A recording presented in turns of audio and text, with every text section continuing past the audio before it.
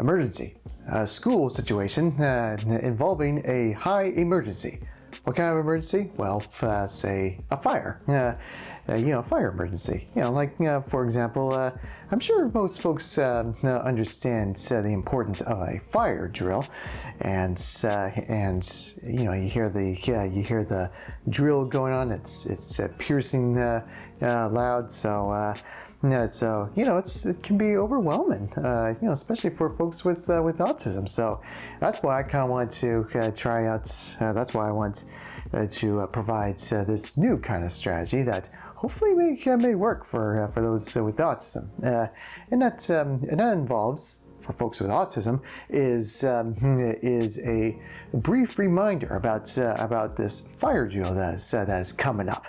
Because I'm trying to think if I remember. Oh yeah, I think we did actually. See, back in elementary school, I was actually reminded that there's going to be a fire drill coming up, and it'll take place at this day at this specific time.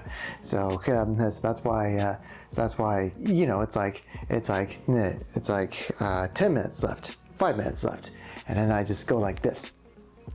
anticipating the loud, screeching, chaotic siren that goes on, that takes place in the school building, and boy, it sure is pretty loud. And I kind of kept like this throughout the entire drill, and it worked. So that's the importance of these reminders.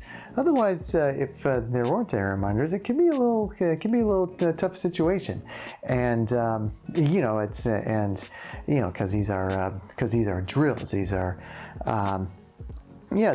drills, kind of practice runs, and all that kind of stuff.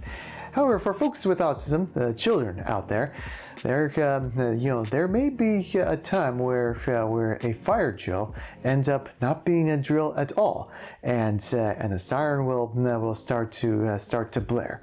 There will be no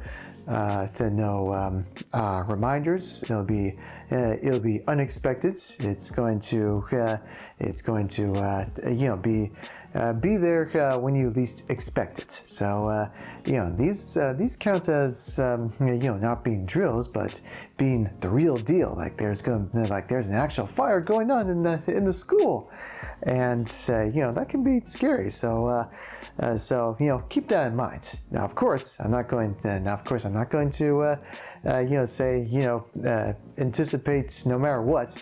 So that means you don't have to go like this every day and all that kind of thing, because there's not going to be a fire at your school, at least because I trust that there are schools out there that keep their buildings very fire free kind of thing too. But that's the important part when it comes to school emergencies, such as fires, and when it comes to these drills, it's okay to kind of practice anticipating these moments, and then remind yourself that the drill would be around probably about half an hour, or maybe less when it comes to these situations. And then after the drill, you are going back to your daily routine in school. So that's what I would say. Now, of course, when it comes to school emergencies, I am sure that things have changed quite a bit. At least back when I was in elementary school, and so it's important to talk to your teachers and your students about such school emergencies, and the importance of knowing what to do when these things happen. Whether you have autism or not, these things are still very, very, very important. So that's why it's good to talk about. So talk about school safety, and to prepare yourself when such emergencies happen. So that's why I would have to say about that. So stay safe and get back to work.